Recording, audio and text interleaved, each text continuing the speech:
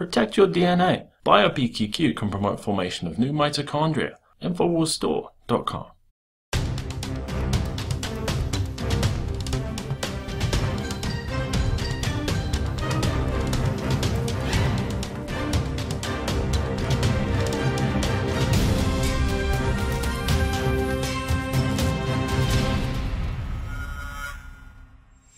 Welcome to the Infowars Nightly News. It is Tuesday, January 27th, 2015, and I'm Leanne McAdoo. Here are tonight's top stories.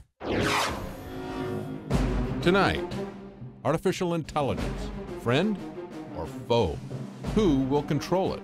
Can it be controlled? And epic snow fail in the Northeast. What does regional climate alarmism tell us about global climate alarmism? All that and more on tonight's Infowars Nightly News.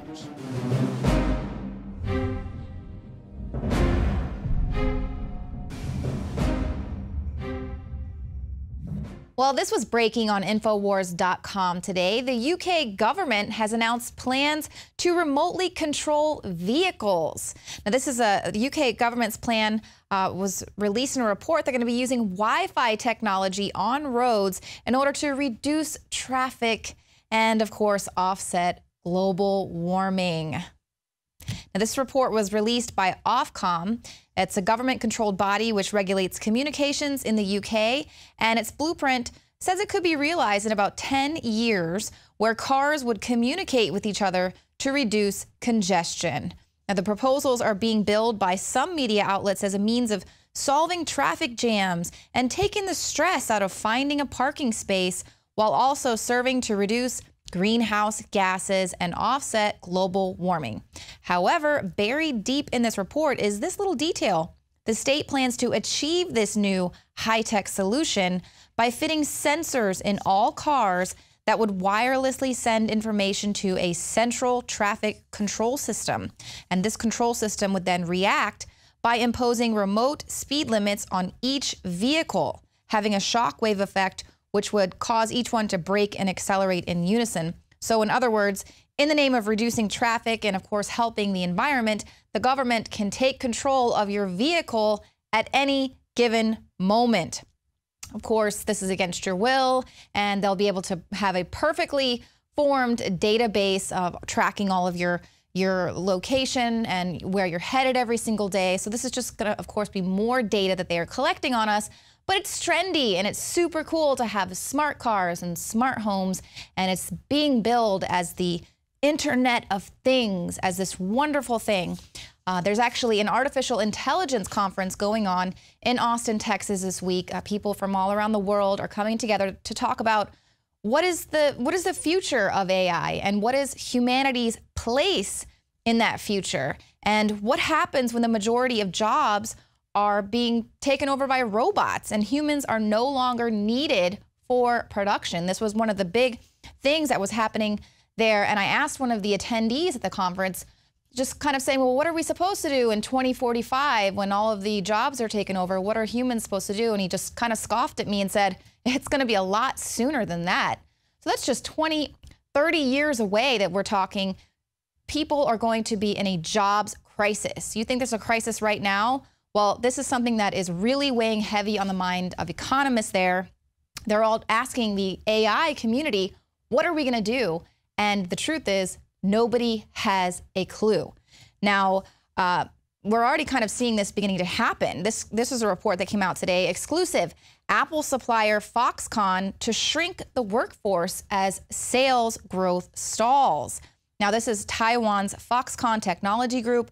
They're the world's largest contract electronics manufacturer. They say they're going to cut its massive workforce as the Apple Inc. supplier faces declining revenue. This is, of course, amid rising wages in China. So we're hearing that as well here in America as well. The special assistant to the chairman and group spokesman, Louis Wu, did not specify a time frame or target for this reduction, but he noted that labor costs had more than doubled since 2010, when the company faced intense media scrutiny following a spate of worker suicides. And I know we reported on that workers were actually plunging to their deaths, worker suicides, they were being overworked. So here now, these people dare ask for a pay raise. And so, of course, they're going to be replaced by robots who don't complain. Wu points out that as technology improves, the price of technology is going to come down, and they're not going to pay higher wages. And he said automation will be key to keeping labor costs under control in the long term as the company pushes to have robotic arms complete the mundane tasks that are currently done by workers. But Wu noted that company chairman previously stated a goal of 1 million robots was kind of a generic concept rather than a firm target. So here we have companies that are openly talking about replacing their workers with robots, workers who they so clearly cared about because they were plunging to their deaths.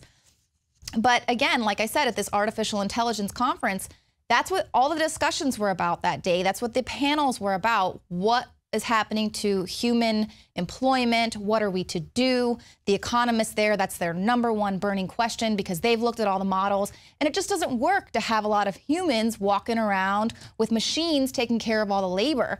That's, for whatever reason, that's not sustainable to them. You know, God forbid humans are allowed to just write poetry and have a day at the beach.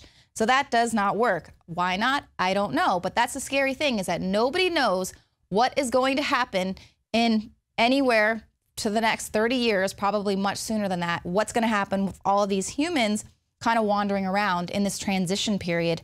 And of course, robots are not going to have any problem replacing you or possibly annihilating you if that's what they're programmed to do. Now, a lot of the folks that I spoke with yesterday, they were very concerned with this pending short-term crisis, but a lot less concerned with this spontaneous malevolence, the rise of the robots. Based on their technological know-how, they said they really don't think that's a likely scenario. But what frightens them are the evil humans that would be using this technology to do their evil bidding. And that was what this talk was really about, is raising the question of ethics. And I'm going to play a snippet of this interview coming up later with Dr. Stuart Russell. He is the author of Artificial Intelligence, but he's also a signer of an open letter that was signed by a lot of really important people in the AI community, a lot of people like Elon Musk. This is an open letter at futureoflife.org. And basically what they are suggesting is the focus, they are calling for the focus to not just be on making AI more capable, but on maximizing the societal benefit of AI. They say, let's not create things that are going to wipe out humanity. Let's just be smart. And so basically they suggest research priorities to optimize AI's economic impact so that it avoids destroying jobs in a way that will increase income inequality. It wants to determine how AI should handle ethical questions like those surrounding autonomous vehicle collisions. What are the laws? What are the liabilities with autonomous vehicles? And then, of course, how they can ensure human control over something like an autonomous weapons system and all other sorts of issues that are going to rise, of course, out of this emerging field. And you can actually sign on to that letter as well. It is at futureoflife.org. Like I said, Elon Musk is one of the signers of that, and he also donated about $10 million to research these ways to keep robots from murdering all of us. So here we have, you know, he's trying to build SpaceX and wants to get the internet in space, and AI is coming. They're going to build this new field, but at least we do have some very important people calling attention to the fact that, yes, we do need to maybe just consider the possibility that robots could, you know, kill us all. They say might seem impossible, but nothing is impossible, especially to scientists. But the good news is it doesn't exist yet. It's not checkmate. We see all of these sci-fi movies and we think that it's over and there's nowhere to go. It's not invented yet. We actually have an opportunity to play a role in this and to let our voices be heard and to let, you know, the good people that are working very hard behind the scenes to bring this technology, make sure that they steer it in the right direction.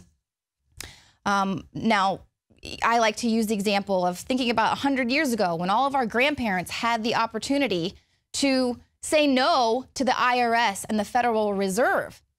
But they didn't. Maybe it's because they were just so beaten down and broke with everything that was going on in the economy then. Everyone was poor, and of course that was by design. So they were sold this idea that the IRS and the Federal Reserve and, you know, taxes and everything was going to help them and save them. And of course that altered the course of history. And that's exactly where we are today. We are at the precipice of a decision that could completely alter the course of humanity. So we need to stay vigilant, and we need to stay aware and awake and conscious of what is happening. Now, it's not checkmate for the surveillance state either. The Electronic Frontier Foundation has released their master plan for helping to end global mass surveillance.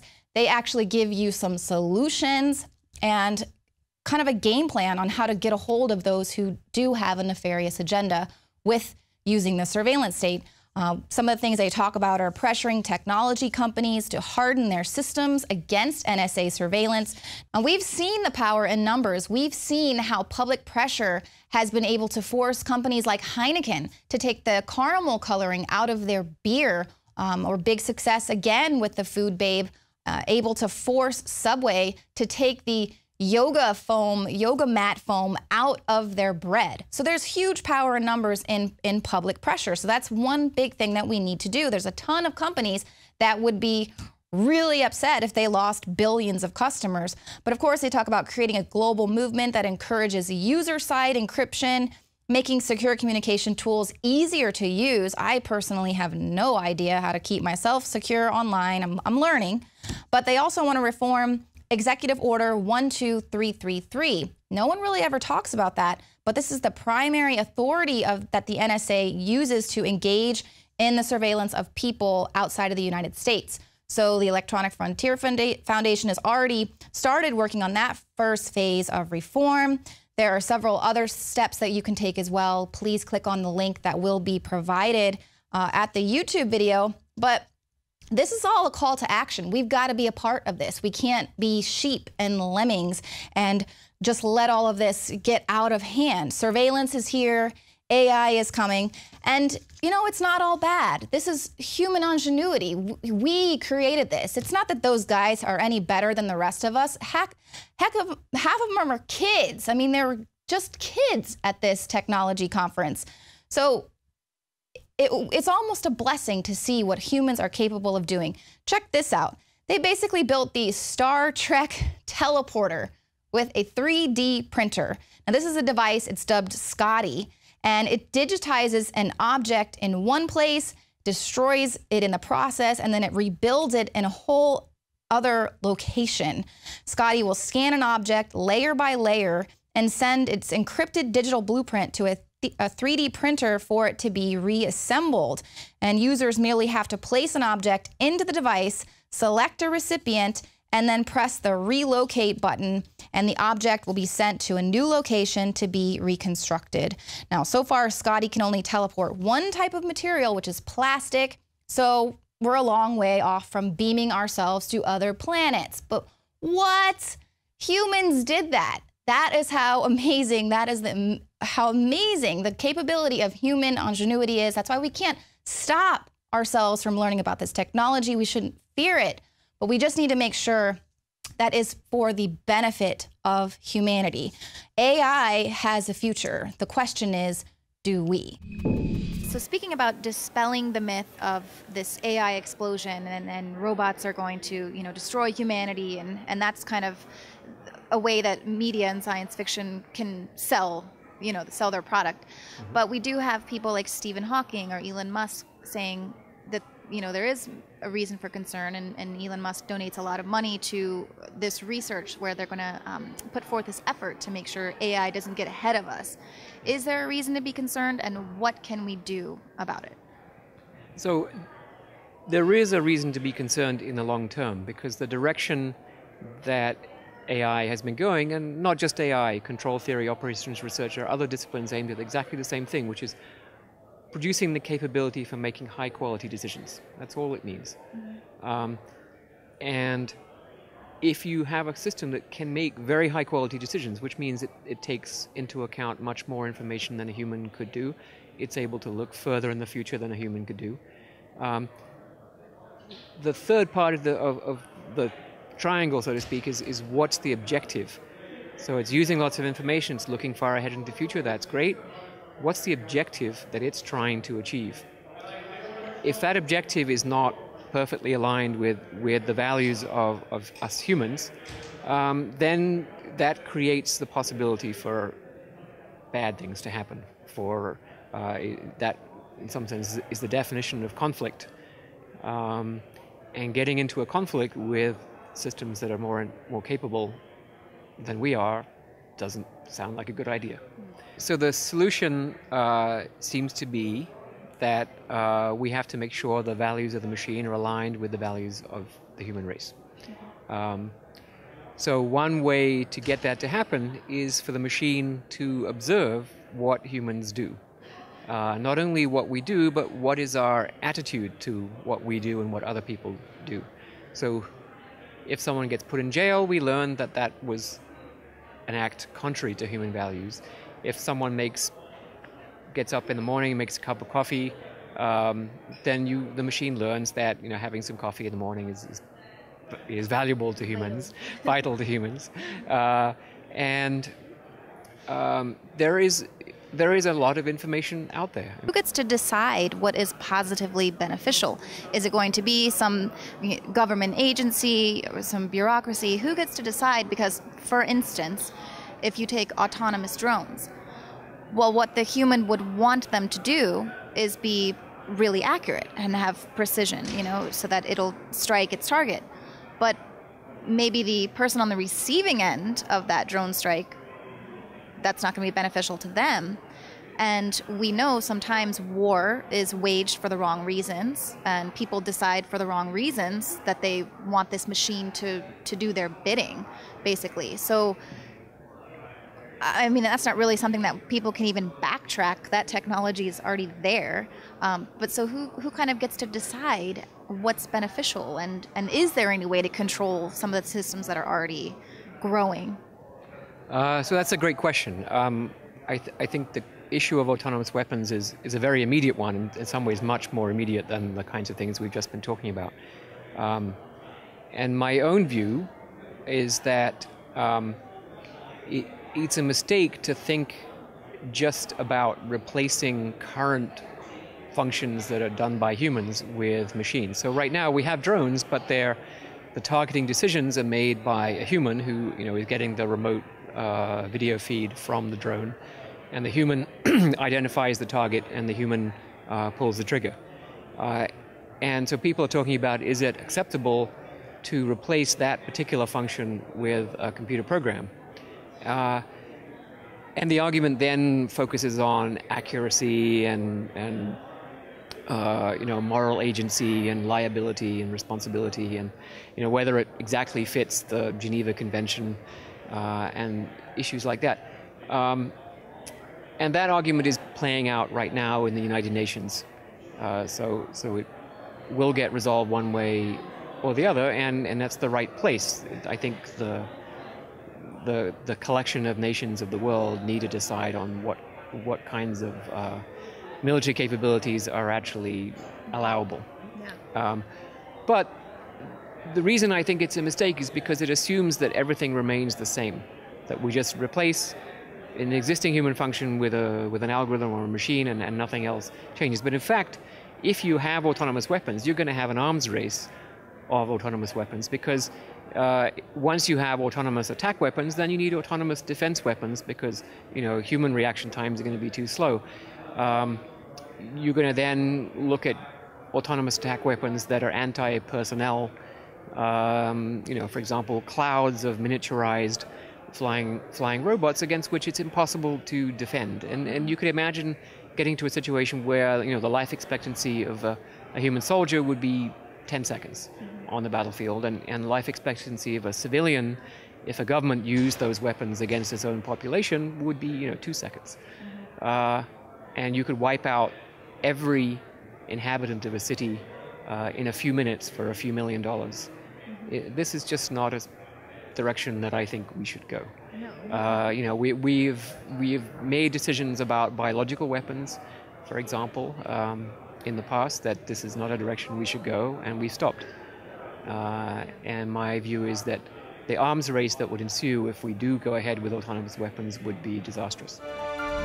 The knowledge of the ancients, tried and true, trusted herbs and extracts fused with the latest nutraceutical science. Introducing the all-new Ancient Defense Herbal Immunity Blend, crafted with over 14 key ancient herbs and extracts to supercharge and prepare your body for what experts admit is the most dangerous season of the year. We have rejected hundreds of other formulations in our quest to bring you what is simply the most powerful and comprehensive proprietary formula that we have ever created in the realm of herbal immunity. For the last 2 years, our team has been working with top doctors, nutritionists, and chemists to develop the ultimate nutraceutical formulation. Experience the benefits of combining over 14 ancient herbs and extracts with exciting new advances in nutraceutical science. For a limited time, get 25% off on this introductory offer. Visit ancientdefense.com or call 888-253-3139. ancientdefense.com.